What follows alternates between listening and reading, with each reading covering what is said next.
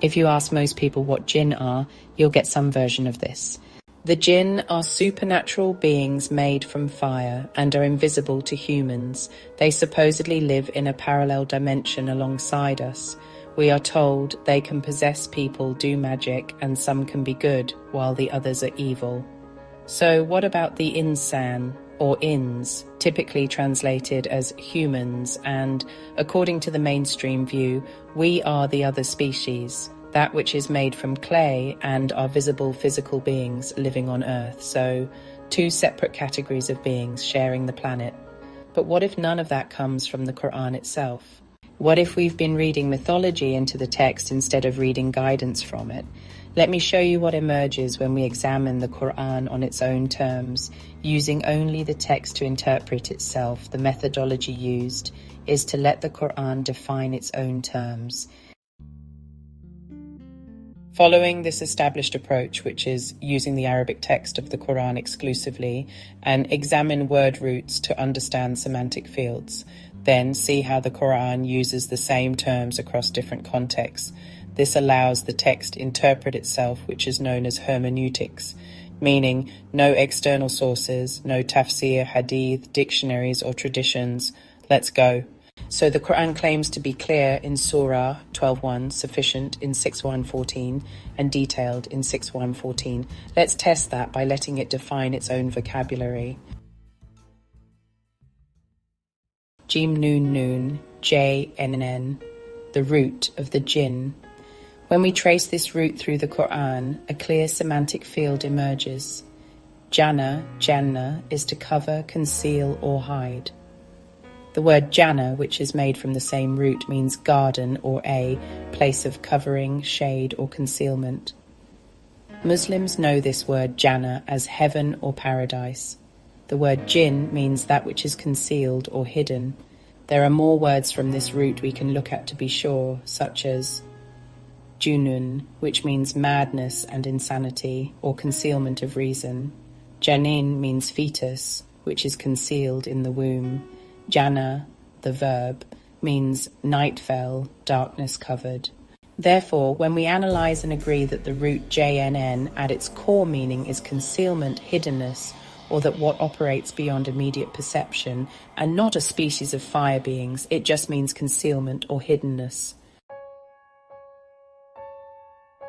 Now let's examine the opposite term, INS, which is often known to mean human being, the word being Insan. The core meaning of ins is perception, awareness, familiarity, what is manifest. So if JNN means concealment, hiddenness, and beyond immediate perception, and INS means perception, manifestation, and immediate awareness, then how can these two terms be describing two species? They aren't. Rather, these two terms are describing two modes of operation, or two aspects of the human experience. One is about what's hidden, concealed, or subconscious, and the other is about what's manifest, perceptible, or one could say consciously aware or perceiving something consciously. So how does the Qur'an use these terms together? Here's what's remarkable. The Qur'an consistently pairs them as a single unit, always addressed together. Let's read some verses that show these terms being banded together in the Qur'an. Surah 6, verse 130. O assembly of the Jinn and the Ins, did there not come to you messengers from among you, minkum? And in Surah 51, verse 56, and I did not create the Jinn and the Ins, except that they serve, recognize me. Again, 55:33. O assembly of the Jinn and the Ins, if you are able to pass beyond the regions of the heavens and earth, then pass. You will not pass except with authority, evidence. 6:112. And thus we made for every prophet enemies, shayatun, distancing forces, of the Jinn and the Ins. And 7:38, where it says, he will say, enter among nations that pass before you of the Jinn and the Ins into the fire. Notice the pattern. Do you see what I mean now? We can clearly see that the Jinn and Ins are being addressed as one assembly, not separately.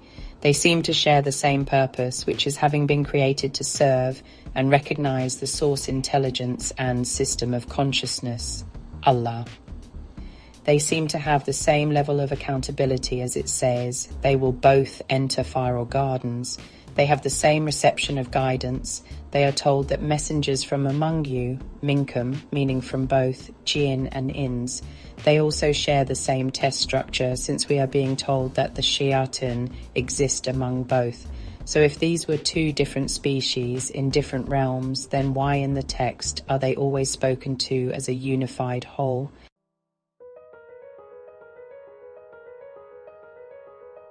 630. O assembly of the Jinn and the Ins, did there not come to you messengers from among you? Think about this. If Jinn and humans are separate species, this creates a problem.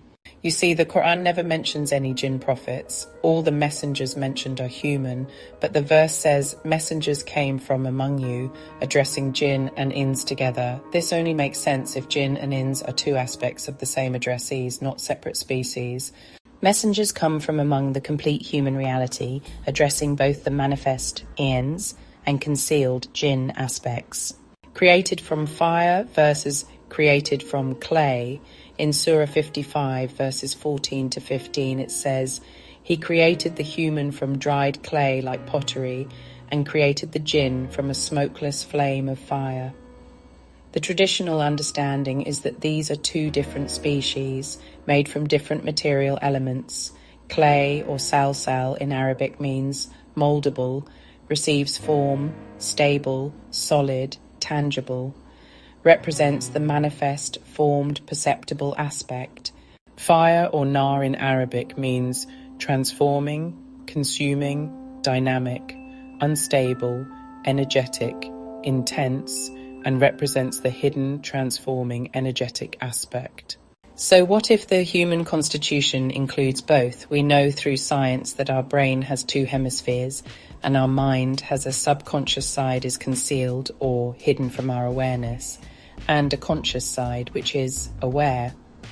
On one side we have the formed, stable and manifest conscious mind, the clay nature or Ins aspect, and on the other the dynamic, hidden, energetic forces of our subconscious mind, the smokeless fire or the Jinn aspect.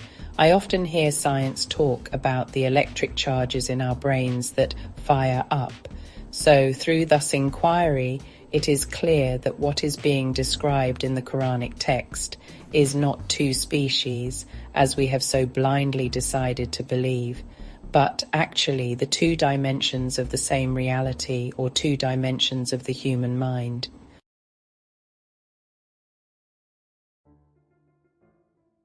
Surah 19, Al-Jinn, is often cited as proof of the Jinn as separate beings, but read it carefully. Say, It has been revealed to me that a group of the Jinn listened, and they said, Indeed, we have heard an amazing recitation that guides to right guidance, so we believed in it. And indeed there were men of the Ins who sought refuge with men of the Jinn, so they increased them in burden terror. Notice the term used is Rijal Mina al-Jinn, meaning men of the Jinn, not Jinn beings, but men characterized by Jinn nature, operating from concealment. The verse describes men of the Ins seeking refuge with men of the Jinn. The traditional reading makes no sense, because why would humans seek protection from potentially harmful, invisible spirits? But looking at it functionally, based on the actual meanings of the root words, it makes perfect sense. Men operating from manifest perception, In's ear, sought refuge in hidden or subconscious mechanisms, Jinn, instead of facing reality consciously. So what it's describing in these verses is that instead of dealing with problems consciously, Ins, people escape into unconscious denial, Jinn mode, or hidden avoidance, Jinn mode, or subconscious suppression, Jinn mode, or even subconscious programming through indoctrination or conditioning. The result? They increase them in burden terror, meaning problems worsen when you avoid conscious engagement. Surah 21 verse 72 further highlights, "And indeed among us are the righteous, and among us are other than that. We were of various paths." The Jinn, speaking here, describe themselves as having righteous ones among them, others among them, and various paths and choices. This sounds like human psychological diversity, not a separate species. What if Jinn and Ins are two aspects of human reality? Based on the roots, usage patterns, and consistent pairing, consider this analysis. Al-Ins is the manifest, perceptible, conscious aspect of human existence, which operates through direct perception and awareness.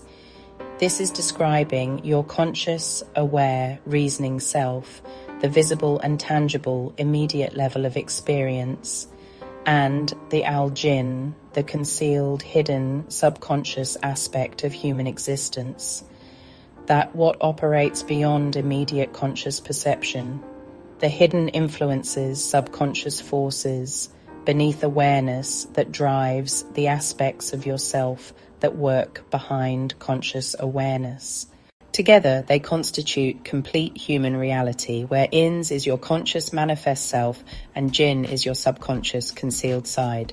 Both are created for the same purpose, which is to serve, recognize reality, and bear witness to these two sides of us. In 51-56, both are addressed together because they're aspects of the same being, and both must align, because to complete this integration is the ultimate goal, but warns us that this isn't easy, and both sides of us can deviate, as the Qur'an tells us that shayatin, or forces that keeps us in separation, exist among both Jinn and Ins aspects. This explains everything to me, but it's a bit of a red pill of truth to swallow, because for centuries now we have been fed so many fantastical stories about the Jinn that we have stopped using our discernment and intellect to understanding the message in the Quranic text, and rather adopt the Judeo-Christian narratives of demons and monsters. We prefer the horror stories, and to believe our Creator would let such entities loose and run riot in the realm, and due to our cognitive dissonance, we fail to see why Jinn and Ins are always paired in the Qur'an for a reason. Simply put, any truthful and complete human guidance must address both aspects of our psyche, because we are not just our conscious rational mind, but we also have subconscious forces within, hidden motivations and subconscious patterning and conditioning beneath awareness operations. And in this way, the Qur'an addresses our complete reality.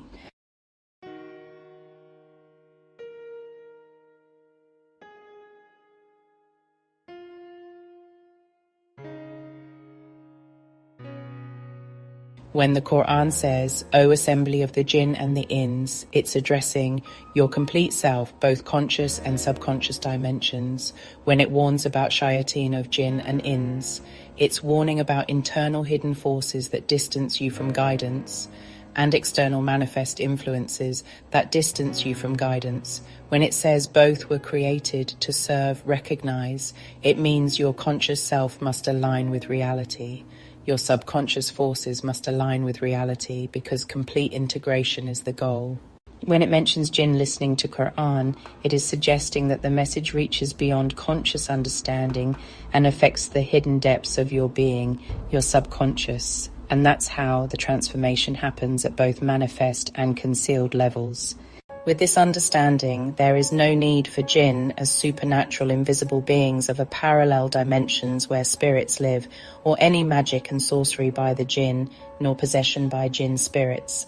And quite frankly, no need to perform weird protection rituals from invisible entities, and we can do away with the mythology about good and evil spirits.